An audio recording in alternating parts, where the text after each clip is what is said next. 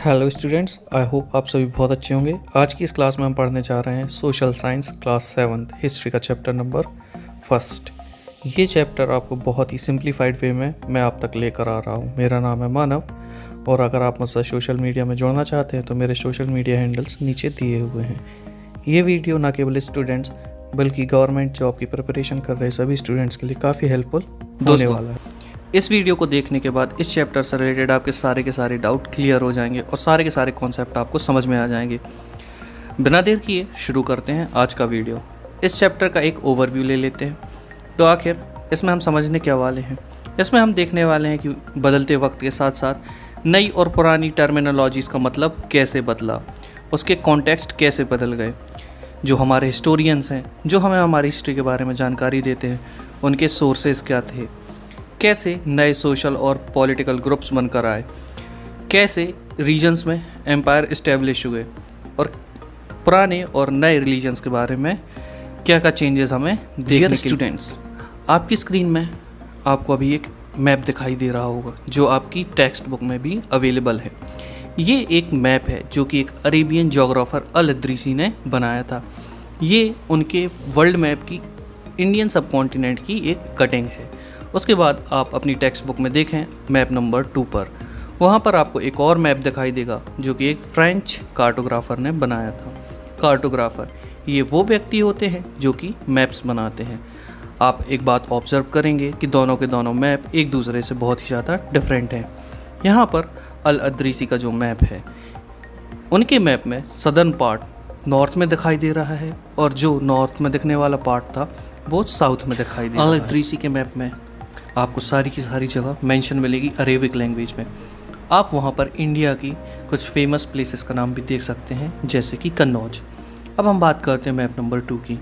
ये वाला मैप एक फ्रेंच कार्टोग्राफर द्वारा लगभग 600 साल बाद बनाया गया। दोस्तों, आप देख ही सकते हैं ये वाला मैप काफ़ी एक्यूरेट है आज के मैप से, और यही एक वो मैप है जो कि उस वक्त यूरोपियन सेलर्स के द्वारा यूज़ किया जाता था। जब भी वो अपने वॉयजेज़ में जाते थे, जब भी वो सेलिंग करते थे, इसी मैप को यूज़ करते थे, क्योंकि इस वक्त तक जो लोग थे वो कोस्टल एरिया से काफ़ी फेमिलियर हो चुके थे। उस वक्त लोगों को पता ही नहीं होता था कि कोस्टल एरियाज़ होते हैं या कुछ समंदर भी होता है, लेकिन धीरे धीरे वक्त के साथ साथ वो लोग इस सब से फेमिलियर होते चले। तो दोस्तों, यहाँ से आप ये अंदाज़ लगा सकते हैं कि कैसे कार्टोग्राफी समय के बदलने के साथ साथ चेंज होती चली गई। जब भी हम हिस्टोरियंस की बात करते हैं तो वो काफ़ी सेंसिटिव होते हैं डॉक्यूमेंट्स को पढ़ने के लिए, मैप्स को पढ़ने के लिए और अलग अलग टेक्स्ट जिन्हें वो रीड करते हैं उन्हें लेकर। उन्हें ये डेटा बहुत ही सेंसिटिविटी के साथ गैदर करना होता है ताकि आगे चलकर पढ़ रहे स्टूडेंट्स को ये बहुत ही अच्छे से समझ में आ सके। अब हम यहाँ पे पढ़ने वाले हैं न्यू एंड ओल्ड टर्मिनोलॉजीज़। इसका मतलब ये है कि कैसे एक टर्मिनोलॉजी का मतलब अलग अलग पीरियड्स ऑफ टाइम में चेंज होता चला गया। अगर हम बात करते हैं आज के पर्शियन लैंग्वेज की, तो वो मेडिवल पर्शियन से एकदम हटकर है। अगर हम बहुत ही डाउन टू ग्राउंड एग्जांपल देखें तो हमारी जो आज की हिंदी भाषा है, ये पहले यूज़ नहीं होती थी। पहले संस्कृत भाषा बोली जाती थी, लेकिन आज हिंदी बोली जाती है। उसी तरह से पहले जो मेडिवल पर्शियन थी वो अलग थी और आज की मॉडर्न पर्शियन एकदम अलग है।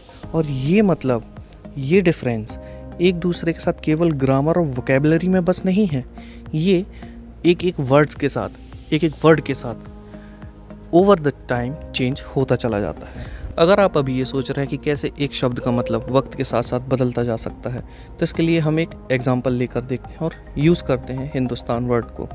अगर हम आज के दिन हिंदुस्तान की बात करते हैं तो हमारे दिमाग में एक नेशन स्टेट का आइडिया आता है कि हम एक साथ रह रहे हैं और इसमें इंडिया का हर एक पार्ट इंक्लूडेड होता है। लेकिन अगर हम 13th सेंचुरी में वापस जाएं और वहाँ बात करें एक पर्शियन व्यक्ति की, एक पर्शियन क्रॉनिकलर की। क्रॉनिकलर एक ऐसा व्यक्ति होता है जो इवेंट्स को सिक्वेंशली टाइम के हिसाब से बताता है। ये व्यक्ति हैं मिनहाज-ई सिराज। इनके हिसाब से अगर हम देखें तो ये बात करते थे उस रीजन की जो पंजाब और हरियाणा के आसपास है, उस एरिया की जो गंगा और यमुना नदी के बीच में आता है। और अगर इसी को पॉलिटिकल साइंस के हिसाब से समझें तो ये वही एरिया था जहाँ पर दिल्ली के सुल्तान रूल किया करते थे। इसमें साउथ इंडिया एक्सक्लूडेड होता था। इसमें उसके बारे में बात नहीं होती थी, मतलब साउथ इंडिया के बारे में बात नहीं होती थी। लेकिन जैसे जैसे वक्त बीता, 16वीं सेंचुरी आई, बाबर ने जब इस हिंदुस्तान शब्द को यूज़ किया तो ये डिस्क्राइब करते थे इंडिया की जोग्राफ़ी को, फोना मतलब सारे के सारे लिविंग बीइंग्स, और उसके साथ साथ यहाँ का कल्चर, ये सब के बारे में बात करते थे। अब यहाँ अगर हम देखें अमीर खुसरो को, तो उन्होंने भी कुछ इसी तरह से इस आइडेंटिटी को यूज़ किया था। अब हम जब भी बोलते हैं हिंदुस्तान, तो जब भी हम हिंदुस्तान बोलते हैं तो हमारे दिमाग में हमारा कल्चर भी आता है, हमारा पॉलिटिकल सेंस भी आता है, और हमारे यहाँ की नेशनैलिटी भी आती है। लेकिन जब भी हम इंडिया की बात कर रहे होते तो हमें केवल एक जोग्राफिकल एरिया दिखाई देता है जहाँ पर इंडिया के स्टेट्स हैं, इसमें हमें कोई कल्चर या पॉलिटिकल सेंस नज़र नहीं आता। तो यही एक बेहतरीन एग्जाम्पल था कि कैसे एक शब्द का मतलब वक्त के साथ साथ बदलता चला जाता है। फ्रेंड्स, हिस्टोरियंस को किसी भी टर्म को यूज़ करने से पहले बहुत ही ज़्यादा केयरफुल होना पड़ता था, क्योंकि उससे सारे के सारे मीनिंग्स भी चेंज हो सकते हैं। चलिए एक एग्जांपल लेकर देखते हैं।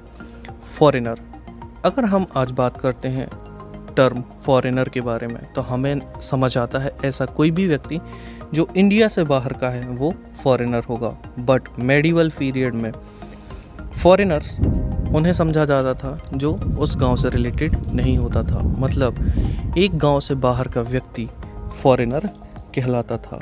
ऐसा कोई भी व्यक्ति जो उस सोसाइटी या कल्चर का नहीं है उसे परदेसी कहा जाता था हिंदी में, या पर्शियन में अजनबी कहा जाता था।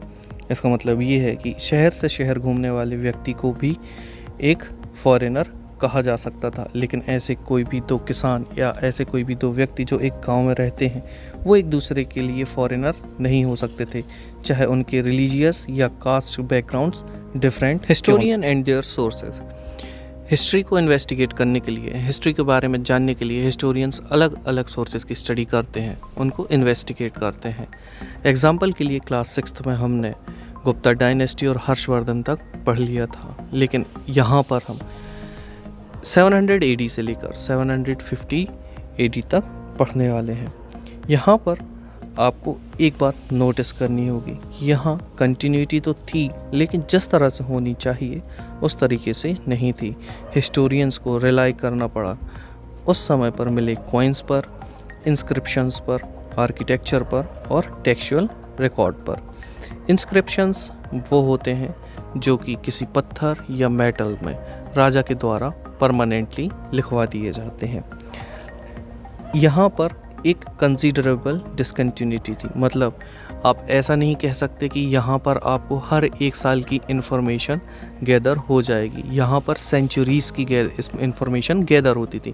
हमें यहाँ पर जो इन्फॉर्मेशन मिलती थी वो सेंचुरीज़ की होती थी, ईयर्स की नहीं होती थी। और इसी बेसिस पर, इन्हीं कॉइन्स, इंस्क्रिप्शन, आर्किटेक्चर के बेसिस पर हिस्टोरियंस हमें इन्फॉर्मेशन देते रहे हैं। लेकिन वक्त के साथ साथ यहाँ पर टेक्सचुअल रिकॉर्ड्स बढ़ते चले गए और हमारी इन्फॉर्मेशन भी बढ़ती चली गई। स्टूडेंट्स, यहाँ पर हमें इन्फॉर्मेशन इजीली इसलिए मिलने लग गई थी क्योंकि यहाँ पर पेपर इंट्रोड्यूस हो चुका था। यहाँ पर लोगों ने सारे के सारे एविडेंसेस को कलेक्ट करना शुरू कर दिया था। ये एविडेंस होली टेक्स्ट होते थे, रूलर्स के बारे में जानकारी होती थी, उस वक्त क्या लेटर लिखे जाते थे, टीचिंग्स क्या होती थी हमारे सेंट्स की, उस वक्त क्या पिटीशंस होती थी, क्या जुडिशियल रिकॉर्ड्स थे, हर एक चीज़, इवन टैक्स और अकाउंट भी उस वक्त हम देख सकते थे। जो मैन्युस्क्रिप्ट होती थी ये कलेक्ट कर ली जाती थी उस वक्त के रिच पीपल के द्वारा। जो रूलर्स होते थे वो या फिर मोनास्ट्रीज या टेम्पल्स में स्टोर कर रख दिया जाता था। इन्हें लाइब्रेरीज और आर्काइव्स में रखा जाता था। आर्काइव्स, इसे समझते हैं ये क्या है। अगर हमारे पास हर तरीके की बुक्स, साइंस, मैथ्स, हर सारा कलेक्शन अगर हमारे पास है तो ये लाइब्रेरी होगा। लेकिन अगर हमारे पास एक ऐसी लाइब्रेरी है जिसमें सारी बुक्स या सारे टेक्स्ट हिस्ट्री के होंगे तो इसे आर्काइव कहा जाएगा। यहीं से हमें इन मैन्युस्क्रिप्ट से बहुत सी जानकारी मिलना शुरू हो गई। मैन्युस्क्रिप्ट, ये वो पीस ऑफ पेपर या पीस ऑफ लीव होते हैं जहाँ पर हैंड रिटन एविडेंसेस होते हैं। ये काफ़ी इन्फॉर्मेशन हमें देते हैं उस वक्त के बारे में, लेकिन इनके साथ एक प्रॉब्लम थी। वो प्रॉब्लम क्या थी कि इन्हें इजीली कॉपी नहीं किया जा सकता था, क्योंकि उस वक्त प्रिंटिंग प्रेस नहीं था। तो इनकी कॉपी के लिए स्क्राइब्स बनाए जाते थे। स्क्राइब्स मतलब उसी मैन्यूस्क्रिप्ट्स को दूसरे पेपर्स पर लिखा जाता था, या पेपर्स की अवेलेबिलिटी ना हो तो उस वक्त की जो नेचुरल लीव्स में लिखा जाता था उन पर उसकी कॉपी की जाती थी। लेकिन इसके साथ भी एक प्रॉब्लम थी कि इसे आप इजीली कॉपी नहीं कर सकते थे। कैसे? मान लीजिए, ये एक बहुत ही बेहतरीन एग्जांपल है आपकी डेली लाइफ का। अगर आपने कल कोई होमवर्क मिस किया तो आप अपने एक फ्रेंड की कॉपी लाएंगे, फिर उसे कॉपी करने की कोशिश करेंगे। मान लीजिए आप किसी एक वर्ड में बीच में फंस गए, तो उसे आप गैस करने की कोशिश करेंगे कि आखिर ये लिखा क्या है। तो ये ज़रूरी नहीं है कि हर बार आप सही गैस करें। तो उसी वजह से जो स्क्राइब्स होते थे इधर उधर की मिस्टेक्स ये कर जाते थे, और धीरे धीरे आगे चलकर इन मैन्युस्क्रिप्ट्स का मीनिंग चेंज इसी हिसाब से मैन्युस्क्रिप्ट्स की अलग अलग स्क्राइब्स बनती थी। अब यहाँ पर कई बार ओरिजिनल मैन्युस्क्रिप्ट्स या तो खो जाती थी या ख़राब हो जाती थी। तो हिस्टोरियंस को ओरिजिनल डेटा गैदर करने के लिए, ऑथर के ओरिजिनल थॉट्स को समझने के लिए अलग अलग स्क्राइब्स को बार बार पढ़ना पड़ता था। यहाँ पर जो ऑथर्स होते थे कई बार वो क्रॉनिकल्स लिखते थे, और उनके खुद के क्रॉनिकल्स एक दूसरे से अलग होते थे। क्रॉनिकल्स यानी जो इवेंट्स थे उन्हें क्रोनोलॉजिकल ऑर्डर में समय अनुसार लिखना, तो वो भी अलग अलग होते थे। ज़ियाउद्दीन बारनी, इन्होंने सबसे पहला क्रॉनिकल लिखा था 1356 में, और एक लिखा था उसके 2 साल बाद। लेकिन ये बात हिस्टोरियंस को पता ही नहीं थी। कब तक पता नहीं चली? जब तक 1960 में उनका पहला वेरिएंट प्राप्त नहीं हुआ, और उनका जब पहला वेरिएंट मिला तब जाकर पता चला कि उन्होंने 2 क्रॉनिकल्स लिखे थे। पहला क्रॉनिकल बड़ी बड़ी लाइब्रेरीज में हो चुका था। Now we are going to read new social and political groups.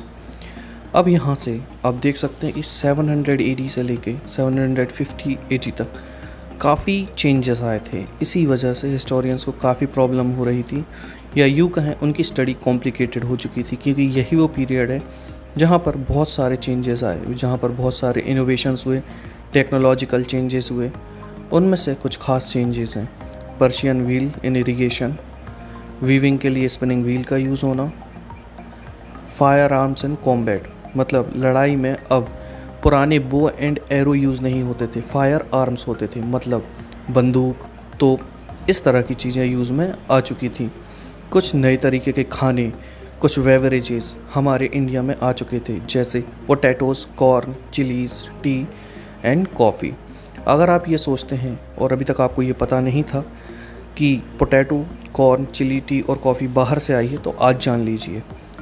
Example के लिए चिली हमारे इंडिया में लेकर आए थे पोर्तुगीज़। ये सारे के सारे इनोवेशन, ये सारी की सारी टेक्नोलॉजीज़, ये सारे क्रॉप्स उन्हीं लोगों के साथ आते थे जो भारत में विज़िट करते थे बाहर से आकर। ये सारे चैलेंजेस और ये सारे चेंजेस के बारे में हम पढ़ने वाले हैं चैप्टर 5, 6 और 7 में। आपको और इन डिटेल्स यहाँ पर मिलेंगे। इस पीरियड में काफ़ी मोबिलिटी भी देखने मिली। मोबिलिटी मतलब मूवमेंट ऑफ पीपल। यहाँ पर मोबिलिटी से मूवमेंट ऑफ पीपल का मतलब है लोग बहुत दूर दूर से काफ़ी डिस्टेंस कवर करके भारत में आया करते थे अपॉर्चुनिटीज़ की तलाश में। इसी तरह धीरे धीरे हमारे भारत में काफ़ी वेल्थ बढ़ती चली गई और लोग अपना अपना लक यहाँ पर आजमाने लगे। इसी वक्त एक काफ़ी इम्पॉर्टेंट ग्रुप बनकर निकला जिन्हें हम आज राजपूत के नाम से जानते हैं। राजपूत शब्द राजपुत्र शब्द से निकाला गया है। राजपुत्र का मतलब होता है एक रूलर का बेटा, इसे ही हम राजपूत कहते हैं। 8th सेंचुरी से लेकर 14th सेंचुरी के बीच में ये एक ऐसा ग्रुप बना जिसे क्षत्रिय कहते थे। क्षत्रिय का मतलब होता था वॉरियर्स। ये वॉरियर्स केवल रूलर्स और चीफ्टेंस नहीं होते थे, बल्कि इसमें सोल्जर्स, कमांडर और ऐसे वो सारे लोग होते थे जो आर्मीज़ को सर्व करते थे। चीफ्टेंस को ऑफ काइंड ऑफ कैप्टन कह सकते हैं। इनके chivalric code of conduct, extreme valour और ग्रेट सेंस ऑफ लॉयल्टी को रिप्रेजेंट करते थे राजपूत के पोएट्स और बार्ड्स। कहने का मतलब ये है कि शेवलरिक कोड मतलब इनके पराक्रम का, एक्सट्रीम वेलर मतलब इनकी बहादुरी का, और इनकी लॉयल्टी का जो बखान है, जो इनका गुणगान है, वो राजपूत के पोएट्स किया करते थे। इसी तरह कुछ और ग्रुप ऑफ पीपल्स भी इस वक्त इमर्ज हुआ, जैसे मराठास, सिख, जाट, अहोम और कायस्थ। अभी आपको याद होगा हमने स्क्राइब्स के बारे में पढ़ा था। जो लोग उन स्क्राइब्स को बनाते थे उन्हें कायस्थ कहा जाता था। वक्त के साथ साथ अपॉर्चुनिटीज़ की इम्पोर्टेंस बढ़ती चली गई। अब लोगों ने यहाँ पर फॉरेस्ट को साफ़ करना शुरू कर दिया था, डिफॉरेस्टेशन होने लगा था और एग्रीकल्चर इम्पोर्टेंट होता जा रहा था। और इसी वजह से जो वहाँ जो जंगलों में लोग रहते थे उनका हैबिटेट बदल रहा था, तो उन्हें भी माइग्रेट होना पड़ा। कुछ लोगों ने इस जगह पर, इन क्लियर किए फॉरेस्ट पर, इस ज़मीन पर खेती करना शुरू किया और वो किसान पड़ गए। और किसानों का ग्रुप धीरे धीरे इम्पोर्टेंट बनता चला गया और वो काफ़ी इन्फ्लुएंस होने लगे रीजनल मार्केट से, चीफ्टन से, प्रीस्ट से, मोनास्ट्री से और टेम्पल से। धीरे धीरे वो एक बहुत ही कॉम्प्लेक्स सोसाइटी का पार्ट बन गए, जहाँ उन्हें टैक्सेस देने होते थे, लोकल लॉर्ड्स को गुड्स और सर्विसेज देनी होती थी। एज अ रिजल्ट वहाँ पर उन लोगों के बीच, मतलब वो पीसेंट्स और जो दूसरे ग्रुप ऑफ सोसाइटीज़ के लोग हैं, उनके बीच में डिफरेंसेस बढ़ने लगे। अब आगे चलकर क्या होता है कि जो पीसेंट्स थे उनमें कुछ ऐसे लोग भी थे जिनके पास कुछ कैटल्स थे और उनके पास कुछ एक्स्ट्रा एग्रीकल्चरल एक्टिविटी होती थी।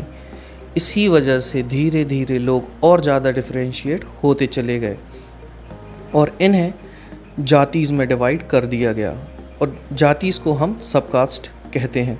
और ये रैंक किए जाते थे इनके बैकग्राउंड्स पर और इनके ऑक्यूपेशंस पर। इनके रैंक फिक्स नहीं होते थे, ये इनके पावर, इन्फ्लुएंस और रिसोर्सेज के हिसाब से वरी करते थे। कुछ जगहों पर जाति एरिया टू एरिया वरी करती थी, मतलब किसी एरिया में एक जाति का कुछ और मतलब होता था तो कहीं कुछ और होता था। जाति खुद के रूल्स और रेगुलेशंस बनाते थे जिसे सारे के सारे फैमिली मेम्बर्स या उस जाति के मेंबर फॉलो करते थे। ये रेगुलेशंस बनाए जाते थे उस जाति के एल्डर लोगों के द्वारा। ये जाति पंचायत कहलाते थे। लेकिन ऐसा नहीं था कि उन जाति को केवल जाति पंचायत के द्वारा बनाए गए रूल्स एंड रेगुलेशंस को फॉलो करना था, बल्कि उन्हें गांव के बनाए गए रूल्स को भी फॉलो करना पड़ता था। कुछ गांव ऐसे होते थे जो चीफ्टेंस के द्वारा गवर्न किए जाते थे और इसी के साथ वो एक छोटा सा स्टेट कहलाने दोस्तों मैंने सोचा था कि ये वीडियो इतने टाइम में पूरा कंप्लीट हो जाएगा, लेकिन ये चैप्टर काफ़ी कॉम्प्लिकेटेड है, इसमें काफ़ी कॉम्प्लिकेशंस हैं, काफ़ी कॉन्सेप्ट हैं, तो इसी वजह से इस वीडियो को यहीं ख़त्म करते हैं। आगे का चैप्टर हम पार्ट 2 में कवर करेंगे। ये है पार्ट 1। मिलूंगा मैं आपसे अगले वीडियो में। अगर आपको लेक्चर पसंद आया तो प्लीज़ वीडियो को लाइक कीजिए, हमारे चैनल को सब्सक्राइब कीजिए और अगर आप हिस्ट्री के इसी तरह के और वीडियो चाहते हैं तो हिस्ट्री बाय मानव सर्च कर सकते हैं।